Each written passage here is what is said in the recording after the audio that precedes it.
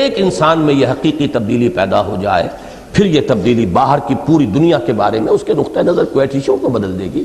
اور یہی تبدیلی ہے جو فرد سے فرد تک بڑھتی ہوئی ایک اجتماعیت اور جماعت اور تحریک کی شکل میں ہو کر اور پھر ایک نظام کو بدل دے گی، دگرگوں کر ڈالے گی. چوں بجاں در رفت جہاں دیگر شبت، جہاں چو دیگر شد جہاں دیگر شبت. بندہ مومن ز آیات خداست، این جہاں اندر بریو چو قباست. چون کوہن گردد جہان دربرش، می دہت قرآن جہان دیگرش. بندہ مومن تو اللہ تعالیٰ کی نشانیوں میں سے ایک نشانی ہے، اور یہ جہان جو ہے یہ در حقیقت اس کی قبا کے اندر کا ایک لباس ہے. جب وہ اندر کا لباس پرانا ہو جاتا ہے، بوسیدہ ہوتا ہے، قرآن اسے ایک اور نیا لباس عطا کر دیتا ہے، ہر دور میں ایک نئی کیفیت کے ساتھ، نئی شان کے ساتھ. کل یوم ہوا فی شأن جیسے کہا گیا ہے، اللہ تعالیٰ ہر دن ایک نئی شان سے جلوہ گر ہوتے ہیں، ایک نئی ان کی یوں سمجھیے کہ توجہ کہہ لیں، عمل کہہ لیں، ان کی تخلیقی قوتیں، ان کی تخلیقی جو بھی انرجی ہے وہ اور شکل کے اندر ظاہر ہوتی ہے. یہ کوئی ایک سٹیٹک کانسیپٹ نہیں ہے کائنات کا، بلکہ یہ کہ یہ کائنات ابھی ناتمام ہے شاید، کہ آ رہی ہے دمادم صدائے کن فیکون. اسی طرح قرآن مجید بھی کسی ایک خاص دور کے لیے نازل نہیں ہوا. زمانے بدلتے جائیں گے، پرانے لباس کے مانند زمانہ جو ہے وہ اپنے ادوار کو تبدیل کرتا رہے گا. قرآن میدہت قرآن جہان دیگرش، ایک نیا جہان قرآن اس کے سامنے پیش کرتا رہے گا. اب اس سے اگلا قدم آ رہا ہے. یہ تو ایمان کی ایک تعبیر ہے، قرآن سے ایمان، ایمان سے یہ کیفیات. تبدیلی اگر حقیقی اور واقعی ہو تو اس کے کوکھ سے لازماً تصادم اور کشمکش جنم لیتے ہیں. یہ فقرہ بہت ہی عمدہ فقرہ ہے، اس کو انڈرلائن کر لیجیے.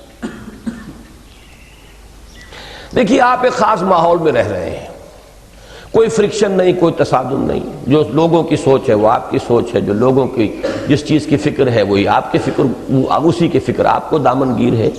تو کہیں بھی کوئی فرکشن نہیں ہوگی، تصادم نہیں ہوگا. دفعتاً آپ کی دنیا بدل گئی، آپ کی سوچ بدل گئی، آپ کا فکر بدل گیا، آپ کی دلچسپیاں بدل گئیں، آپ کے ارادے، امنگیں، عزائم بدل گئے. اب اس ماحول کے ساتھ تصادم آپ کا ناگزیر ہے. نہیں ہو رہا تو اس کا مطلب ہے تبدیلی صرف سطحی سی ہے، اوپر سے رنگ لگا لیا گیا ہے، وہ ملمع ہے، حقیقی نہیں ہے. تبدیلی اگر حقیقی اور واقعی ہو تو اس کے کوکھ سے تصادم اور کشمکش لازماً جنم لے. اس جملے کو پھر میں کہہ رہا ہوں کہ انڈرلائن کیجئے. یہ ایک انڈیکس ہے، پیمانہ ہے. اگر وہ تصادم نہیں ہے تو تبدیلی حقیقی نہیں ہے. ذالک قولہم بافواہہم، یہ ان کے زبانوں سے نکلنے والے الفاظ ہیں، ان کے اندر کوئی معنی نہیں ہے، حقیقت نہیں ہے. جن کے مراحل تبدیلی کی نوعیت اور مقدار کی نسبت سے کم و بیش ہو سکتے ہیں، مراحل بدلیں گے کشمکش کے، ان کے اندر کہیں زیادتی ہوگی، کہیں کمی ہوگی، لیکن کشمکش اور تصادم یہ لازماً نتیجہ ہے تبدیلی کا. ایمان نے جو تبدیلی صحابہ کرام میں پیدا کی، اس نے جس تصادم اور کشمکش کو جنم دیا، اس کے جملہ مدارج و مراحل کا جامع عنوان ہے جہاد فی سبیل اللہ. جہاد کے معنی ہم نے بتائے، مجاہدہ، جہاد، کشاکش، کھینچ تان، کشمکش، تصادم، مقابلہ. آپ اپنا سا زور لگا رہے ہو، دوسرے اپنا سا زور لگا رہے ہو. اسی کے لیے میں نے پہلے لفظ جہاد استعمال نہیں کیا. تصادم اور کشمکش. تبدیلی اگر حقیقی اور واقعی ہوگی تو اس کے کوکھ سے تصادم اور کشمکش لازماً جنم لیں گے. وہ تبدیلی اگر وہ تبدیلی ہے جو ایمان پیدا کرتا ہے تو اس کے نتیجے میں جہاد فی سبیل اللہ پیدا ہوگا. مراحل اور مدارج مختلف ہو سکتے ہیں، لیکن اس کو جان لیجئے کہ ایمان کا لازمی نتیجہ جہاد فی سبیل اللہ. یہی ہے جو میں نے آیت شروع میں بھی جو ہے تلاوت کی تھی. ایمان حقیقی کی ڈیفینیشن سورہ حجرات کی وہ انتہائی اہم اور مرکزی آیت، انما المؤمنون الذین آمنوا باللہ ورسولہ ثم لم یرتابوا وجاہدوا باموالہم وانفسہم فی سبیل اللہ. حقیقتاً تو مومن صرف وہ ہیں جو ایمان لائے اللہ پر اور اس کے رسول پر، پھر شک میں نہیں پڑے، یقین کی کیفیت، اور اس یقین کا ظہور، اس کا مظہر وجاہدوا باموالہم وانفسہم فی سبیل اللہ. پھر جہاد کیا انہوں نے اپنی جانوں اور مالوں کے ساتھ اللہ کی راہ. اب کس کشمکش کے مراحل کو سمجھیے. اسی لیے میں کہتا ہوں مجھے اپنی تحریر بہت پسند ہے، میرے پورے قرآنی فکر کا خلاصہ ہے اس میں. پورے منتخب نصاب کا لب لباب ان 6 صفحات کے اندر ہے، بلکہ اس کے اندر اضافی بات وہ ہے جو میں نے عرض کیا کہ قرآن کی طرف سے جو توجہ ہٹی ہے تو اس کا پروسیس شروع کہاں سے ہوا ہے، وہ اضافی بات ہے جو منتخب نصاب کا موضوع نہیں ہے۔ منتخب نصاب کا موضوع تو ایمان، عمل اور پھر جہاد، اور جہاد کے مراحل یہی ہیں۔ اس سب کا خلاصہ ان 6 صفحات میں، بلکہ 4 صفحات میں ہے۔ اس تصادم اور کشمکش کا اولین ظہور انسانوں کی اپنی شخصیت کے داخلی میدان کارزار میں ہوا، کیونکہ انسان بھی تو کوئی ایک شخصیت نہیں ہے، انسان میں 2 شخصیتیں ہیں۔ انسان میں اس کے اینیمل انسٹنکٹس بھی ہیں، اس کا اڈ ہے، اس کا لیبیڈو ہے، اس کی نفسانی خواہشات ہیں، اسے مال سے محبت ہے، انہ لحب الخیر لشدید، وہ دنیا میں غلبہ چاہتا ہے، ڈومینیشن چاہتا ہے، بغیم بینہم، یہ بھی اس کے اندر موجود ہے۔ تو اب ظاہر بات ہے کہ ایمان جو ہے وہ داخل ہوا دل میں، اور اس دل کے اوپر نیچے سے بھی کچھ اثرات آ رہے ہیں، اس کے نفس امارہ کے۔ اب یہاں ایک میدان کارزار جو ہے انسان کی اپنی شخصیت کی، باطنی شخصیت کے میدان میں اب ایک جنگ شروع ہو جائے گی۔ سب سے پہلے یہ جنگ ہے، یہ تصادم ہے جس کا نام جہاد ہے، جہاد مع النفس۔ جو حضور سے پوچھا گیا ای الجہاد افضل یا رسول اللہ، آپ نے فرمایا ان تجاہد نفسک فی طاعت اللہ، سب سے افضل جہاد کون سا ہے اللہ کے رسول؟ فرمایا یہ کہ تم اپنے نفس کے ساتھ جہاد کرو، اسے اللہ کا مطیع بناؤ۔ نفس ما ہم کم طرز فرعون نیست لیکن اراعون ایراعون نیست، میرا نفس بھی فرعون سے کم نہیں ہے۔ بڑا پیارا شعر ہے مولانا روم کا، میرے بہت سے دروس میں آپ نے سنا ہوگا۔ جیسے فرعون نے کہا تھا کہ الیس لی ملک مصر، یہ مصر کی حکومت میری ہے، میرا حکم چلے گا، ایسے میرا نفس کہتا ہے یہ وجود میرا ہے، اس پر میری مرضی چلے گی۔ نفس ما ہم کم طرز فرعون نیست۔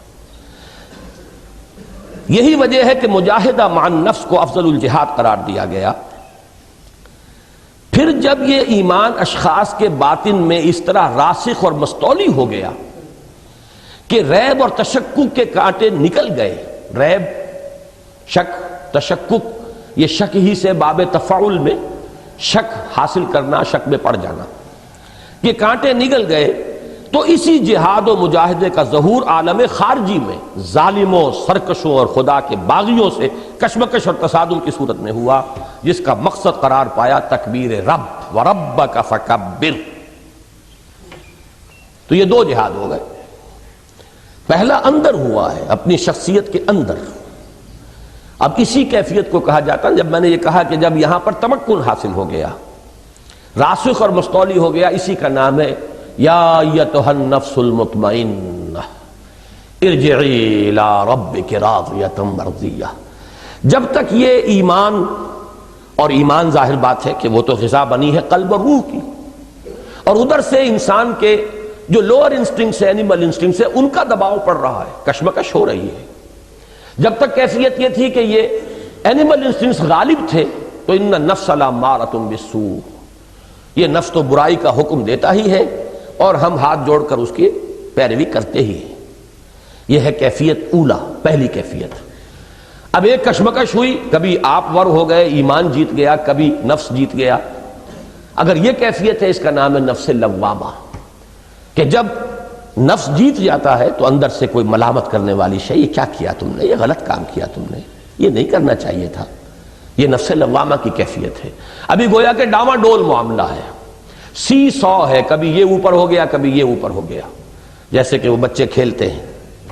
لیکن جب یہ جہاد مع نفس جو ہے، اندر کا جہاد، یہ جب اس کیفیت کو پہنچ گیا کہ قلب اور روح کو غلبہ حاصل ہو گیا، نفس کے اوپر اس کا استیلا، اس کا غلبہ، اس کا تحکم، اس کا کنٹرول، یہ پوری طریقے سے جم گیا، اب یہ ہے مطمئن، یا ایھا النفس المطمئنہ ارجعی الی ربک راضیۃ مرضیہ۔ بہرحال یہ تو ہے وہ اندر کی 3 سٹیجز۔ اب یہ باہر نکلا ہے جہاد وہاں سے، تو وہ کیا ہے؟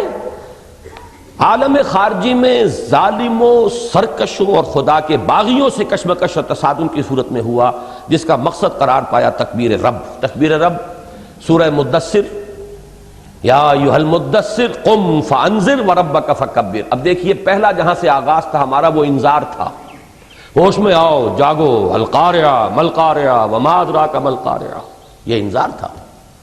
اور دوسرا وربک فکبر، اب یہ تکبیر رب ہے، رب کی کہ رب کی بڑائی بالفعل قائم کی جائے، پہلے اس کا چرچا کیا جائے، اعلان کیا جائے، غلغلہ بلند کیا جائے، اور پھر کشمکش کرتے ہوئے جو بھی خدائی کے دعوے دار بن کر بیٹھے ہوئے ہیں ان سے پنجہ آزمائی کر کے اور اللہ کے کلمے کی سربلندی، اللہ کے دین کا غلبہ اس کو اسٹیبلش کیا جائے، یہ تکبیر رب ہے۔ تو سورہ مدثر کا بھی ہمارا جو ہمارا مسلسل درس قرآن ہے، ابھی سورہ مزمل ہم نے ختم کی ہے، اگلا درس جو ہے سورہ مدثر کی ان 3 آیات ہی کا ہوگا انشاءاللہ۔ اقبال کے 2 اشعار اس میں بہت خوب ہیں۔ یا وسعت افلاک میں تکبیر مسلسل، یا خاک کی آغوش میں تسبیح و مناجات، سبحان اللہ سبحان اللہ سبحان اللہ، 1000 دانے کی تسبیح لے کر بیٹھے ہوئے ہیں اور الحمدللہ الحمدللہ الحمدللہ یہ ہو رہا ہے، لیکن باطل کے غلبے سے کوئی فکر نہیں، کوئی تشویش ہی نہیں، کوئی چنتا ہی نہیں۔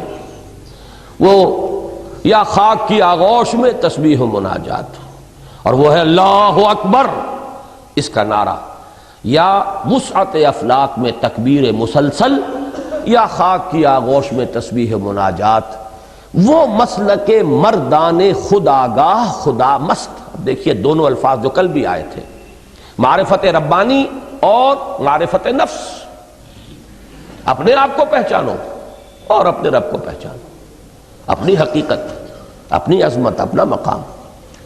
تو وہ مسلک مردان خداگاہ خدا مست، اور یہ مذہب ملا و جمادات و نباتات، یہ تسبیح و تحمید اور اس کی لمبی لمبی تسبیحیں، اور اس کے ساتھ یہ تو تسبیح کر رہا ہے کائنات کا ذرہ ذرہ، گھاس کا تنکا بھی پڑا ہوا تسبیح کر رہا ہے، ہر شے یسبح للہ ما فی السماوات و ما فی الارض۔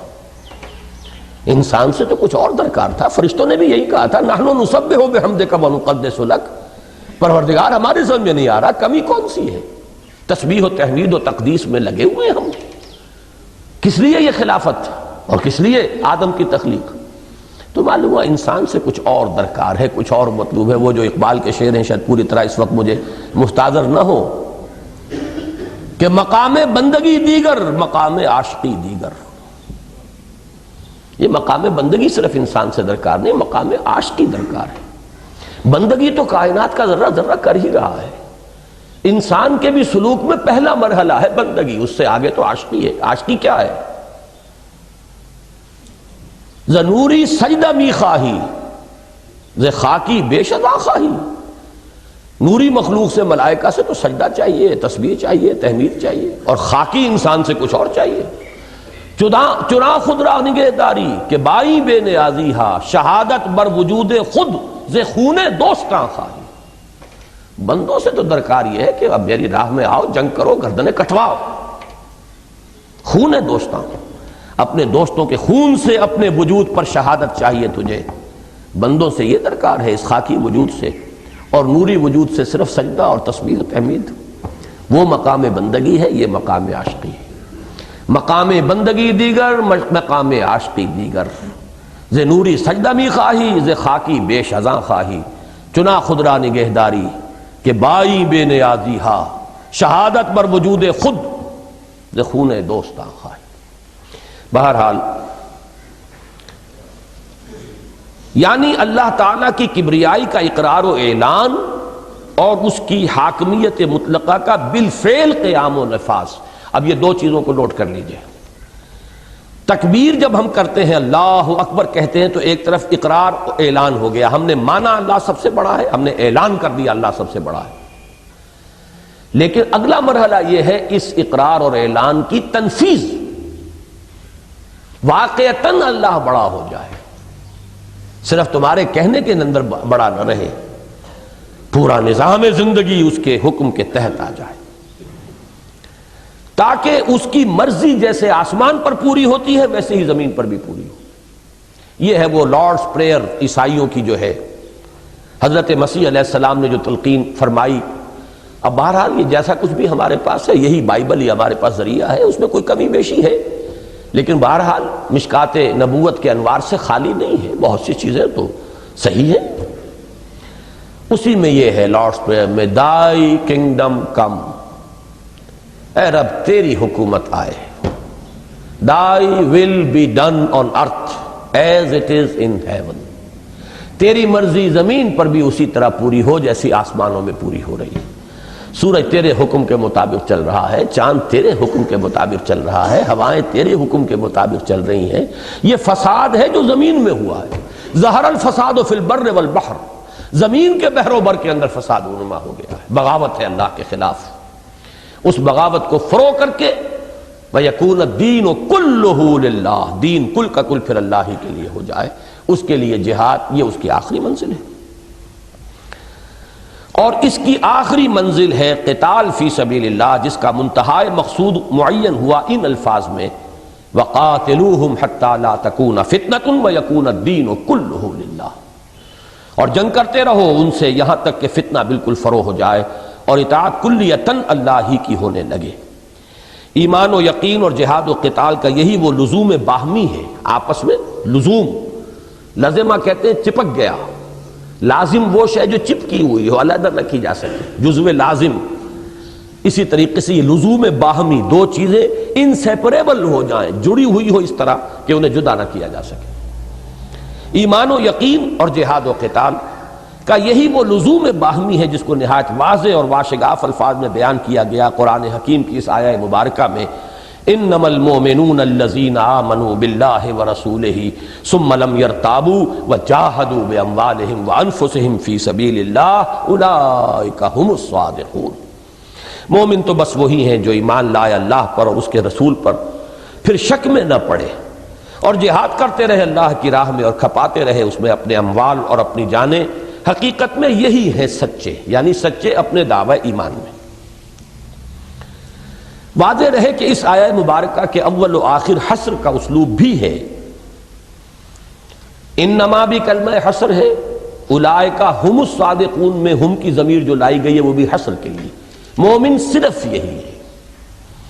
اور آیہ ما قبل میں اس سے پہلی جو آیت ہے قالت الاعراب آمنا قل لم تؤمنوا ولکن قولوا اسلمنا، آیہ ما قبل میں حقیقی ایمان اور قانونی اسلام کے مابین فرق و امتیاز کا مضمون بھی گویا مومن صادق کی جامع و مانع تعریف قرآن حکیم کی کسی ایک آیت میں مطلوب ہو تو وہ یہی آیت ہے۔ جامع اور مانع کا لفظ جسے کہتے ہیں اس کو سمجھ لیجئے، کسی شے کو آپ ڈیفائن کرنا چاہتے ہیں، ڈیفینیشن کسے کہتے ہیں؟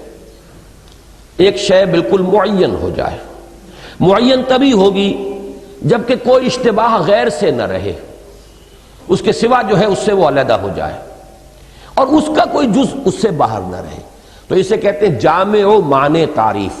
جامع ہے کہ اس شے کے تمام اجزاء اس کے اندر آ گئے، اس ڈیفینیشن کے اندر، آل ایمبریسنگ، آل انکلوڈنگ، اور مانع ہے کہ کسی اور شے کو اپنے اندر داخل نہ ہونے دے، کوئی اور شے جو ہے اس تعریف کے اندر آ نہ جائے، تو اسے کہیں گے جامع و مانع تعریف۔ تو جامع و مانع تعریف میرے نزدیک، میرے مطالعے کی حد تک اس ایمان کی، بندہ مومن کی، اس کے لیے اہم ترین مقام سورہ حجرات کی آیت نمبر 15 ہے۔ الغرض قرآن کے اصل حاصل ہیں ایمان اور یقین، اور ان کا لازمی نتیجہ ہے جہاد اور قتال۔ ان میں سے ایمان و یقیناً اصلاً ایک معنوی حقیقت اور داخلی کیفیت کا نام ہے۔ اب اگر یہ ہمارے مزاج کے خلاف نہ ہوتا تو میں ذرا یہاں ایک انسان کا ڈھانچہ سا بنا کر، پھر دل تو اس کے اندر ہے نا، چھپا ہوا ہے، ایک ہاتھ میں قرآن، ایک ہاتھ میں تلوار، قرآن سے وہ کرنٹ فلو کر رہا ہے دل کی طرف، ایمان، یقین، جذبہ، جوش، جہاد، اور یہ کرنٹ ہے جو دوسرے ہاتھ کو، تلوار کو طاقت فراہم کر رہا ہے۔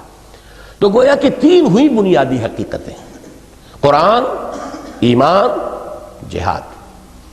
اس میں سے ایمان ایک داخلی کیفیت ہے، وہ ایک انسان کی باطنی کیفیت ہے، وہ نظر نہیں آتی، لہذا عالم ظاہر میں بندہ مومن کی شخصیت کا جو حیولہ سامنے آئے گا وہ کیا ہوگا؟ ایک ہاتھ میں قرآن، ایک ہاتھ میں تلوار، یہ ہے بندہ مومن کی شخصیت۔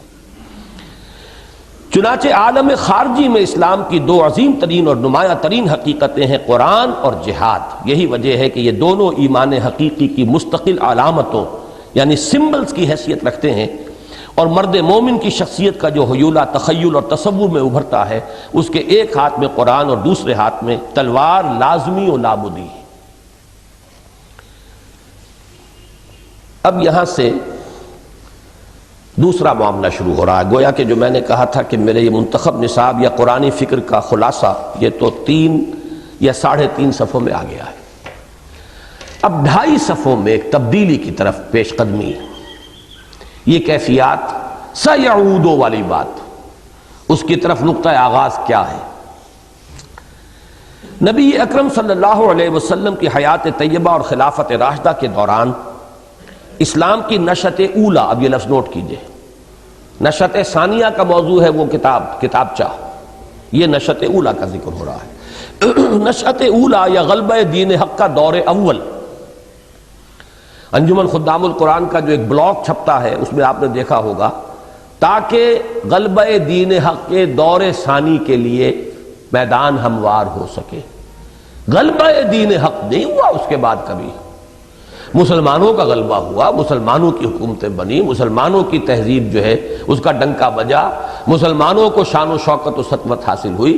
دین حق کا غلبہ نہیں ہوا اس کے بعد. وہ تو پہلے ہوا تھا، یا اب ہوگا. کب ہوگا، کہاں سے ہوگا، یہ اللہ جانتا ہے. ہوگا لازماً، یہ دوسری بات ہے. تو بہرحال تو وہ نشأت اولا اور غلبہ دور حق کا غلبہ دین حق کا دور اول، اور اب نشأت ثانیہ اور غلبہ دین حق کا دور ثانی. نبی اکرم صلی اللہ علیہ وسلم کی حیات طیبہ اور خلافت راشدہ کے دوران اسلام کی نشأت اولا یا غلبہ دین حق کا دور اول بلا شائبہ ریب و شک نتیجہ تھا صحابہ کرام کے تعلق قرآن اور جذبہ جہاد کا. لیکن یہ بھی ایک ایسی تاریخی حقیقت ہے جس سے انکار ممکن نہیں کہ جیسے ہی اسلام نے ایک مملکت اور سلطنت کی صورت اختیار کی، ان دونوں کی حیثیت ثانوی ہو کر رہ گئی. اب یہ سلطنت اور مملکت دور خلافت راشدہ کو اس سے خارج کر دیجئے، کہنے کو وہ بھی ایک حکومت تھی، لیکن اسی لیے ہم کہتے ہیں خلافت راشدہ کو خلافت علی منہاج النبوہ. وہ کوئی قوم کی حکومت کسی کی نہیں تھی، وہ کوئی امپیریلزم نہیں تھا معاذ اللہ، وہ کسی قبیلے کی بالادستی نہیں تھی. وہ تو وہی دور سعادت جو ہے، دور نبوت، اسی کی کنٹینویشن ہے. لیکن جیسے ہی وہ ایک مملکت بنی، دور ملوکیت کا جیسے ہی آغاز ہوا، سلطنت اقوام غالب کی ہے ایک جادوگری، جب سے اس دور کا آغاز ہوا ہے، یہ دونوں پس منظر میں فیڈ کرتے چلے گئے. یہ آج آپ کو سمجھ میں آئے گا، ٹیلی ویژن پہ کبھی آپ دیکھتے ہو کوئی سین جو ہے وہ رفتہ رفتہ غائب ہوتا ہے، ایک دم نہیں، وہ فیڈ کرتے ہیں، اسے فیڈ کرتے کرتے ختم ہو جاتا ہے. یہ دونوں چیزیں جو اصل میں تھیں فور فرنٹ میں، یہ فیڈ اوے کرنا شروع کیا انہوں نے، یہ پیچھے کو ہٹتی ہوئی اور ان کی کیفیت ثانوی ہوتی چلی گئی. اور ایسا ہونا ایک حد تک منطقی اور فطری بھی تھا. یہ ہے وہ بات جو میں کہہ رہا ہوں کہ میرے علم کی حد تک اس نقطے پر شاید اس سے پہلے کسی شخص کی توجہ نہ ہوئی ہو. اس لیے اب یہاں پہ دلائل سمجھیے. ایک طرف تو کسی مملکت یا شہریت میں، مملکت یا سلطنت میں اولین اور اہم ترین مسئلہ شہریت کا ہوتا ہے، جو ایک خالص قانونی مسئلہ ہے. کون شہری ہے، سٹیزن ہے، کون نہیں ہے، اصل تو فیصلہ اس کا ہوگا. اور سٹیزن شپ کا فیصلہ جو ہے وہ ظاہر پر ہو سکتا ہے، باطن پہ تو ہو ہی نہیں سکتا. ایمان ہے کہ نہیں ہے اس سے بحث نہیں ہو سکتی، اسلام ہے کہ نہیں ہے اس سے بحث ہوگی. لہذا وہ ایمان بیک گراؤنڈ میں گیا، اسلام سامنے آیا، اس لیے کہ اسلام ہے جو بنیاد ہے اسلامی ریاست کی، شہریت اور اسلامی معاشرے کی رکنیت کی. کسی عورت مسلمان لڑکی سے کوئی شخص نکاح کرنا چاہتا ہے، طے کرنا پڑے گا مسلمان بھی ہے کہ نہیں، مومن ہے کہ نہیں. ہے تو اس کے دل میں جھانک کر دیکھنے کا کوئی امکان ہی نہیں. صرف وہ لیگل ریکوائرمنٹ پوری کرتا ہو کہ یہ مسلمان ہے، legally he should be a Muslim, he can marry. مسلمان والدین کی انہیریٹنس کے لیے، ان کی وراثت حاصل کرنے کے لیے کسی کا مسلمان ثابت ہونا ضروری ہے. مومن ہے نہیں ہے، متقی ہے نہیں ہے، یہ ساری باتیں ثانوی ہیں. مسلم ہے یا نہیں ہے اس پر بحث ہوگی ساری. تو جب یہ معاملہ اب ایک تحریک سمجھیے، جب تحریک سے آگے چل کر اس نے ایک مملکت اور سلطنت کی حیثیت اختیار کی، تو پہلی بات تو یہ کہ ایک طرف تو کسی مملکت یا سلطنت میں اولین و اہم ترین مسئلہ شہریت کا ہوتا ہے، جو ایک خالص قانونی مسئلہ ہے، جس میں تمام تر بحث انسان کے ظاہر سے ہوتی ہے، باطن سے کوئی سروکار ہی نہیں ہوتا. گویا بقول علامہ اقبال، بندوں کو گنا کرتے ہیں تولا نہیں کرتے. مزید برآں اب دوسری چیز، اس کا اصل موضوع نظم و نسق اور امن و امان کا ہوتا ہے. جس کے اعتبار سے بنیادی اہمیت قانون اور ضابطے کو حاصل ہوتی ہے، نہ کہ مکارم اخلاق یا مواعظ حسنہ کو۔ حکومت کے اعتبار سے تو نظم و نسق ہو، اس کے لیے قانون، چور کا ہاتھ کاٹا جائے، ڈاکے کی سزا دی جائے، زنا پہ رجم کیا جا رہا، اس کی حیثیت ہوگی نا۔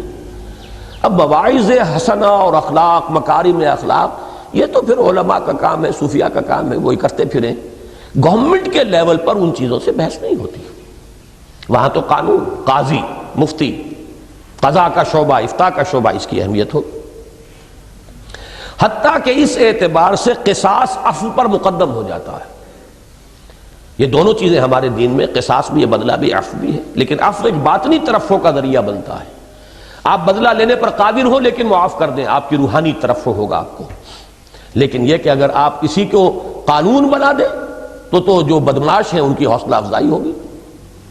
اس معاشرے کے لیے اور حکومت کے نظم و نسق کے لیے تو سزا کا دیا جانا ضروری ہے، تاکہ اور سزا بھی ایسی ہو کہ جو ایک کو ملے تو ہزاروں کے جو ہیں رونگٹے کھڑے ہو جائیں، ایسی سزا دی جائے۔ اس لیے کہ اس کے بغیر ایریڈیکیشن جو ہے کرائم کی وہ ممکن نہیں ہے۔ اور دوسری طرف سلطنتوں اور مملکتوں کو خواہ وہ اصولی اور نظریاتی ہی ہو، اصل سروکار اپنی حفاظت و مدافعت سے ہوتا ہے۔ اصولوں اور نظریات کی تبلیغ و اشاعت ہوتی بھی ہے تو ثانوی درجے میں اور حکومتوں کی مصلحتوں کے تابع رہ کر۔ ایک حکومت ہے، سلطنت ہے، اس کا فرسٹ جو کنسرن ہوگا وہ اپنی حدود کی حفاظت ہے، دفاع، کوئی دشمن کسی طرف سے گھس نہ آئے۔ لیکن یہ کہ نظریات کی پریچنگ، یہ تو بالکل یہ کہ مصلحتوں کے تابع ہوگی، جس درجے میں آپ کر سکیں تو کر سکیں، نہیں تو بہرحال اپنی مملکت کا دفاع تو کرنا ہے۔ یہ ہیں وہ تین پوائنٹس کہ جنہوں نے ایمفیسس کا شفٹ ہو گیا۔ آپ دیکھیے یہاں پر بھی صورت وہی بنی ہے، شفٹ آف ایمفیسس۔ جیسے نشأت ثانیہ میں ساری بحث ہماری گویا کہ اس کے گرد ہے کہ خدا اور کائنات، روح اور مادہ اور جسم، حیات اخروی، حیات دنیاوی، یہ تین ایک طرف، یہ تین ایک طرف۔ ایمفیسس ادھر ہو گیا، ادھر سے ہٹ گیا۔ اب کیا کرنا ہے؟ دوبارہ اس پر لانا ہے۔ اس سوئی کو دوبارہ پھیرنا ادھر آسان کام نہیں ہے۔ یہ تو سمجھیے کہ ڈان جو بہہ رہا ایک رخ پر، اس کے رخ کو تبدیل کرنے والی بات ہے۔ اسی طریقے سے جب تک اسلام تحریک کے درجے میں ہوگا، انقلابی تحریک کا مرحلہ جو کنٹینیو کر رہا تھا، حضور کے بعد صحابہ کرام در حقیقت اسی مشن کی عالمی تکمیل کے لیے نکلے تھے۔ وہی اسلام کی ڈومینیشن پیش نظر تھی۔ شہادت ہے مطلوب و مقصود مومن، نہ مال غنیمت نہ کشور کشائی۔ جب تک کہ وہ ایک تحریک کی شکل رہی ہے، حضور کا دور سعادت اور خلافت راشدہ جو خلافت علی منہاج النبوہ ہے، اصل زور کس شے پر رہا؟ جہاد، قتال، ایمان، باطنی کیفیات، ان چیزوں کے اوپر۔ جب مملکت اور حکومت اور سلطنت کا معاملہ جو ہے آ گیا، اب دفاع اپنی سرحدوں کا، نظریاتی تبلیغ کچھ ہو سکتی ہو تو کیجئے، یا یہ کہ یہ دوسرے لوگوں کا کام ہے، یہ صوفیاء کریں، علماء کریں۔ نمبر دو، اب اصل اہمیت ہے قانون کی، اور اصل اہمیت جو ہے وہ اس کی ہے کہ کوئی شخص مسلمان ہے کہ نہیں ہے۔ دستور میں بنیادی بات یہ ہوگی، ایمان کا معاملہ جو ہے وہ ثانوی ہے، جس سے اللہ دے دے بہت بڑی بات ہے، ایمان بھی حاصل ہو جائے، یقین بھی حاصل ہو جائے، لیکن بیسک کیٹیگری جو ہے آپ کی وہ مسلم ہے، مومن نہیں ہے۔ یہی وجہ ہے کہ جب اسلام مملکت اور سلطنت کے دور میں داخل ہوا تو اصل زور یعنی ایمفیسس ایمان کے بجائے اسلام پر، یہ بھی وہ اسی طرف کا یہ تقابل بنے گا۔ اب اسلام کے، ایمان کے بجائے اسلام پر، یقین کے بجائے اقرار و شہادت پر، اشہد ان لا الہ الا اللہ واشہد ان محمد رسول اللہ، اور باطن سے بڑھ کر ظاہر پر ہو گیا۔ نتیجتاً قرآن حکیم بھی منبع ایمان اور سرچشمہ یقین ہونے کی حیثیت، نتیجتاً قرآن حکیم کے بھی منبع ایمان اور سرچشمہ یقین ہونے کی حیثیت مؤخر اور نگاہوں سے اوجل ہوتی چلی گئی، اور کتاب قانون اور یکے از ادلہ اربعہ ہونے کی حیثیت مقدم اور مرکز توجہ بنتی چلی گئی۔ یہ بات سمجھ میں ذرا نہیں آئی ہوگی۔ دیکھیے جب اصل اہمیت قانون کی ہے تو اب سوچئے قانون اسلامی کے سرچشمے کون کون سے ہیں۔ ان کو کہا جاتا ہے اصول فقہ کی اصطلاح میں ادلہ اربعہ، دلیل، دلائل، ادلہ دلیل کی جمع ہے۔ قانون اسلامی میں دلیل اول کیا ہے؟ قرآن. دلیل دوم سنت رسول. دلیل سوم اجماع. دلیل چہارم قیاس. اب معلوم یہ ہوا قانون جب ان چار چیزوں پہ، چار بنیادوں پر کھڑا ہے تو قرآن تو چار میں کا ایک ہو گیا نا. اس کی حیثیت خود بخود پیچھے چلی گئی. اور دوسرے یہ سمجھیے قرآن مجید کا، کل قرآن کا میں یہ سمجھتا ہوں کہ 30واں حصہ بمشکل ہوگا